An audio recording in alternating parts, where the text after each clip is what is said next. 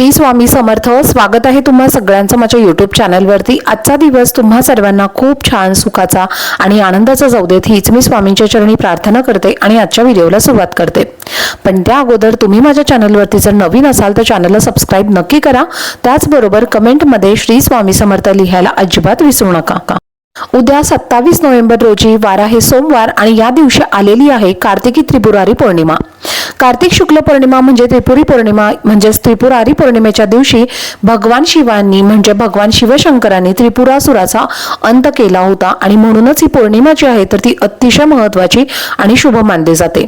ज्याप्रमाणे भगवान शिवांनी देवांवरती कृपा केली आणि त्रिपुरासुराचा अंत केला, देवांप्रमाणे आपल्या जीवनातील देखील अंधकार नकारात्मकता दूर व्हावी, आपल्या जीवनातील सर्व समस्या निवारण व्हावे। तर आपल्या जीवनातील सर्व समस्या निवारण करण्यासाठी आणि आपल्या मनातल्या सगळ्या इच्छा पूर्ण व्हाव्यात यासाठी आपल्याला त्रिपुरारी पौर्णिमेच्या दिवशी भगवान शंकरांच्या मंदिरामध्ये किंवा आपल्या स्वतःच्या घरामध्ये 750 वातींचा म्हणजे त्रिपुरारी वातींचा हवन हा केला जातो। आणि ही त्रिपुरारी पौर्णिमा जी आहे तर ती इतर पौर्णिमांपेक्षा खूप महत्त्वाची आणि मोठी पौर्णिमा मानली जाते।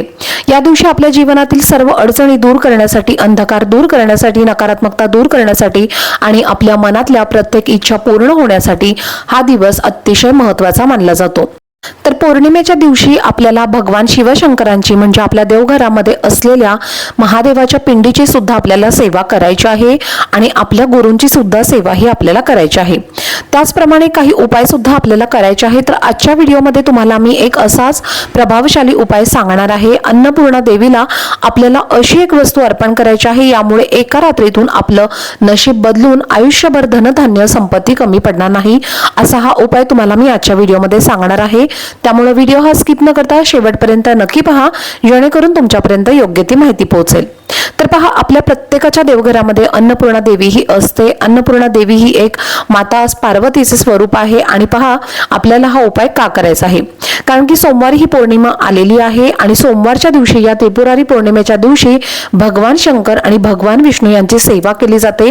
वर्षातून फक्त याच पौर्णिमेला आपण बेलपत्र हे भगवान विष्णूंना आणि तुळशीपत्र हे भगवान शंकरांना अर्पण करत असतो। आता पहा, जेव्हा आपण भगवान शंकरांची पूजा करतो अशा वेळी माता पार्वतीची सुद्धा पूजा करायची असते आणि जेव्हा आपण भगवान विष्णूंची पूजा करतो त्यासोबतच माता लक्ष्मीची सुद्धा पूजा करत असतो। कारण आपण जर भगवान विष्णूंची पूजा केली आणि माता लक्ष्मीची पूजा जर केलीच नाही तर मग आपल्यावरती भगवान विष्णू हे प्रसन्न होत नाहीत। अगदी त्याचप्रमाणे भगवान शंकरांच्या सोबतच माता पार्वतीची जर आपण पूजा केली नाही तर भगवान शंकरांचा सुद्धा आशीर्वाद आपल्याला प्राप्त होत नाही। आणि म्हणूनच अतिशय शुभ असा हा योग आहे, तर तो आपल्याला उद्या आलेला आहे। आणि प्रत्येक घरामध्ये अन्नपूर्णा देवी ही असतेच आणि आपण अन्नपूर्णा देवीसाठी कुठले जेव्हा उपाय आणि सेवा करत नाही, पण आपल्याला या त्रिपुरारी पौर्णिमेच्या दिवशी आपल्याला हे उपाय आणि सेवा या करायच्या आहेत। आपल्या हिंदू धर्मामध्ये अन्नपूर्णा देवीला एक विशेष महत्त्व आहे, त्यामुळे अन्नपूर्णा ही लोकप्रिय देवता मानली जाते। आणि सांगितल्याप्रमाणे अन्नपूर्णा देवी ही माता पार्वतीचाच अवतार आहे। माता पार्वतीची आपल्या घरामध्ये मूर्ती आपण ठेवत नसतो आणि त्यामुळेच आपण अन्नपूर्णा देवीच्या स्वरूपामध्ये या माता पार्वतीचं पूजन हे करत असतो।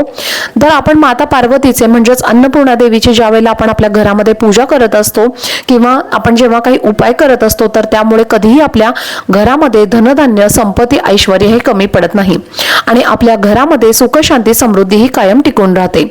तर मग जेव्हा आपण आपल्या हिंदू धर्मामध्ये मुलीचं लग्न होत असतं तर अशा वेळेला मुलीसोबत आपण अन्नपूर्णा देवीची मूर्ती ही देत असतो, जेणेकरून ती मुलगी ज्या घरामध्ये पण लग्न करून जाईल तर त्या घरामध्ये कधीही कोणत्याही गोष्टीची कमी पडणार नाही। आणि म्हणूनच अन्नपूर्णा देवी आपल्या हिंदू धर्मामध्ये जी आहे तर ती अतिशय महत्त्वाची मानली जाते आणि आपल्याला आपल्या घरातील सर्व देवांची विशेष पूजा ही पौर्णिमेच्या दिवशी करायची असते। सर्व देवांना आपण पंचामृताने अभिषेक करून घ्यायचा आहे। पुन्हा स्वच्छ पाण्याने आपण अभिषेक करायचा आहे, कारण की या दिवशी सर्व देवतांची पूजा आपल्याला पंचोपचारे करायची आहे। आणि अगदी ही सागर संगीत पूजा वगैरे करून झाल्यानंतर धूप अगरबत्ती आपल्याला लावून घ्यायची आहे। त्यानंतर तुम्हाला काय करायचं आहे तर अन्नपूर्णा देवीला सांगितल्याप्रमाणे तुम्हाला अभिषेक करायचा आहे। एक स्वच्छ तांब्याचा कलश पाणी भरून घ्या, त्यामध्ये थोड्याशा अक्षता टाका, थोडंसं हळदी कुंकू टाका आणि त्यानंतर तांब्याचं ताम्हण तुम्हाला घ्यायचं आहे म्हणजे ताट तुम्ही घ्यायचं आहे। त्यानंतर तुम्हाला काय करायचं आहे तर त्यावरती तुम्हाला हळदी कुंकू अक्षता थोड्याशा या ताम्हणामध्ये टाकायच्या आहेत आणि त्या ताम्हणामध्ये तुम्हाला अन्नपूर्णा देवीची जी मूर्ती आहे तर ती तुम्हाला त्या ताम्हणामध्ये ठेवायची आहे. त्यानंतर आपण जे कलशामध्ये पाणी घेतलेलं आहे तर त्या पाण्याने आपल्याला अन्नपूर्णा देवीच्या मूर्तीवरती अभिषेक करायचा आहे. तर तुम्ही अभिषेक पूर्ण पाण्याने करू शकता किंवा मग तुम्ही 5 पाळी पाणी सुद्धा अन्नपूर्णा देवीच्या मूर्तीवरती घालू शकता किंवा संपूर्ण डायरेक्ट तुम्ही जे कलशातलं पाणी आहे तर ते संपेपर्यंत सुद्धा अभिषेक करू शकता. तर अशा पद्धतीने तुम्हाला अभिषेक अन्नपूर्णा देवीच्या मूर्तीवरती करून घ्यायचा आहे. त्यानंतर ही मूर्ती तुम्हाला स्वच्छ पुसून घ्यायची आहे. त्यानंतर परत एकदा तुम्हाला ताम्हण किंवा एक वाटी घ्यायची आहे आणि त्या वाटीभर तुम्हाला तांदूळ घ्यायचा आहे. त्यानंतर त्यातलं जे थोडंसं जे तांदूळ आहे तर ते तुम्हाला हळदी कुंकू टाकून थोडंसं तुम्हाला लाल करून घ्यायचं आहे. लाल करून घेतल्यानंतर आपण जे तांब्याचं ताट किंवा ताम्हण घेतलेलं आहे तर त्यावरती तुम्हाला एक छोटंसं स्वस्तिक काढायचं आहे. स्वस्तिकावरती तुम्हाला हळदी कुंकू अक्षत अर्पण करायचं आहे, फुलं अर्पण करायचं आहे. त्यानंतर तुम्हाला नमस्कार करायचा आहे आणि अन्नपूर्णा देवीची जी मूर्ती आहे तिची स्थापना तुम्हाला या स्वस्तिकावरती करायची आहे. त्यानंतर अन्नपूर्णा देवीला सुद्धा तुम्हाला हळदी कुंकू लावायचं आहे, अक्षता अर्पण करायचे आहेत, फूल अर्पण करायचं आहे आणि आपण जे वाटीभर तांदूळ घेतलेले आहेत लाल करून तर ते तांदूळ जे आहेत तर ते तुम्हाला तुमच्या उजव्या हातामध्ये मुठीमध्ये पकडायचे आहेत आणि ते तांदूळ जे आहेत तर ते तुम्हाला अन्नपूर्णा देवीच्या खांद्यापर्यंत येतील अशा पद्धतीने तुम्हाला हे तांदूळ अर्पण करायचे आहेत. किंवा मग तुम्ही कुंकुमार्चन ज्या पद्धतीने आपण करतो तर अशा बोटांचा वापर करून सुद्धा हे तांदूळ जे आहेत तर ते अन्नपूर्णा देवीच्या मूर्तीवरती अर्पण करू शकता. तर अशा पद्धतीने तुम्हाला हे जे अक्षदा किंवा हे जे तांदूळ आपण घेतलेले आहेत तर ते अन्नपूर्णा देवीवरती तुम्हाला अर्पण करायचे आहेत. त्यानंतर आपण कोणत्याही देवांची जेव्हा पूजा करत असतो तेव्हा आपण त्या देवतांना फूल अक्षत हे अर्पण करत असतो. अशा वेळेला आपण करंगळीचा वापर हा कधीच आपल्याला करायचा नसतो.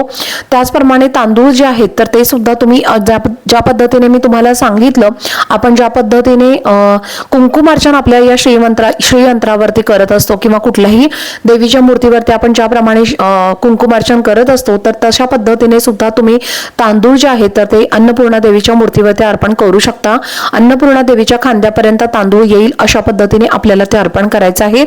आणि त्यानंतर काय करायचं आहे तर त्या तांदळाच्या समोर म्हणजे मूर्तीच्या समोर तुम्हाला 1 रुपयाचं नाणं किंवा 5 रुपयाचं नाणं हे तुम्ही ठेवू शकता. त्यानंतर तुम्हाला दुसऱ्या दिवशी हे जे तांदूळ आहे तर ते तुम्हाला उचलायचे आहेत आणि तो जो डॉलर आपण ठेवलेला आहे म्हणजे जो कॉइन आपण ठेवलेला आहे 5 रुपयाचा किंवा 1 रुपयाचा तर तो सुद्धा आपल्याला काढून घ्यायचा आहे. त्यानंतर तुम्हाला तुमच्या देवघरामध्ये तुम्ही ज्या ठिकाणी अन्नपूर्णा देवीची मूर्ती ठेवता त्यामध्ये म्हणजे ते तसेच पद्धतीने आपण एक वाटी घ्यायची आहे. ज्या वाटीमध्ये अन्नपूर्णा देवीची तुम्ही मूर्ती स्थापन करत असता तर त्या वाटीमध्ये यातले थोडेसे तांदूळ तुम्हाला अन्नपूर्णा देवीच्या मूर्तीच्या खाली ठेवायचे आहे.